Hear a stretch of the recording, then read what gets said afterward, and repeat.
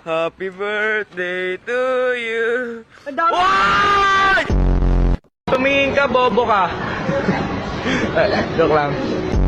Bakit nga ba mahalaga ang asignaturang Pilipino sa atin? Una, ang wika.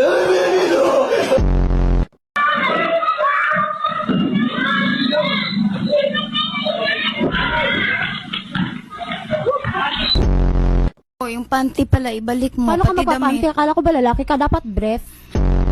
Gano, gabi katabi kita, ang lakas, nag-aano ka. Anong ginagawa mo? Kumakamot, ang tagal mo naman kumamot, 3 minutes. Tapos yung mga damit doon, antitigas. Sipon ko yun. Sipon! Superman!